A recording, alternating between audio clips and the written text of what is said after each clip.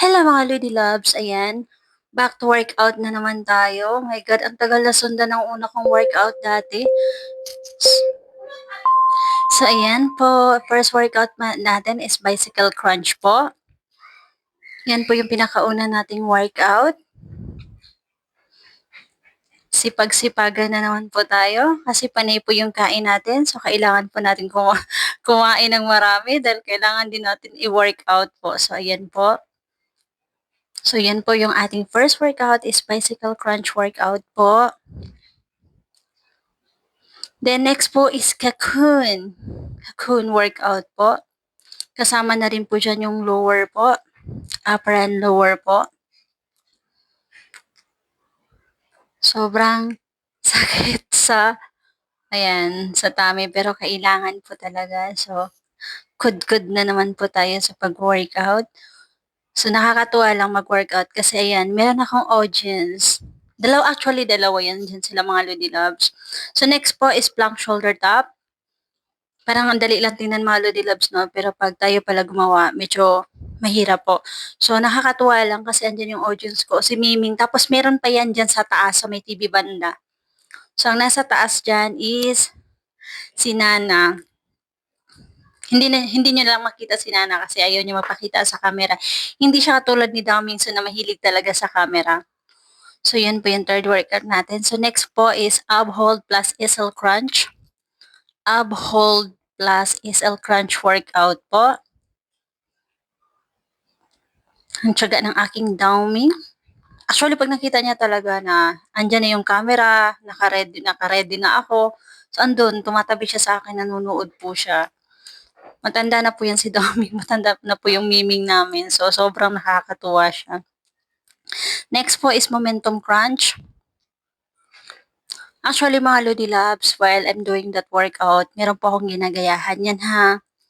Lagi ko nga sinasabi sa dati kong mga workout na hindi po ako instructor. Since hindi naman po ako makakalabas papuntang gym, at may mga YouTube naman po tayo na pwede po natin panoorin ng free, so doon na po ako. Doon po ako nagbe-base para walang gastos. Basta importante po gawin lang po yung proper workout. So yan po ang next in and out leg raise, di ba? Nabulal na tayo.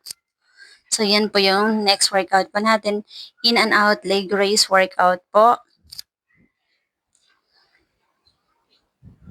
So tuloy-tuloy lang po.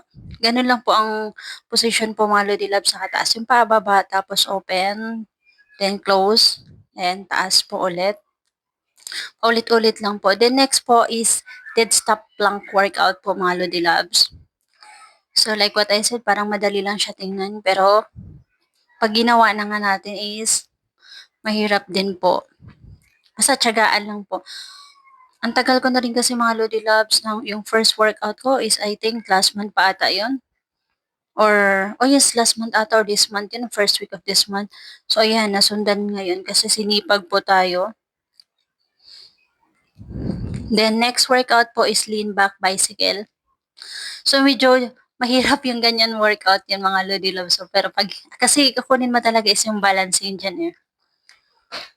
Yung nag-adjust nga po ako nun kanina kasi baka hindi nyo po ako makita. So kailangan ko po mag-adjust para makita nyo rin po yung position ng legs ko.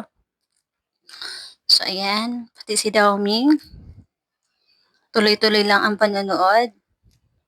The next workout po is alternate heel taps naman mga Lodi Labs. Tinatarget naman po dyan yung ating waistline po. Waist ang ating mga bewang. So, paulit-ulit lang po siyang gawin mga Lodi Labs. Ayun, nakita niyo na ba may buntot na lumabas? Sinana po yun. Naisingit ko pa talaga, no? Siya yung audience ko sa taas. Sa baba naman si Daoming. So, ayan, next workout is chair reach mga Lodi Labs. Mga Lodi Labs, yan po, medyo nakakangawit na po sa leg yan. Hindi lang po sa chan po natin.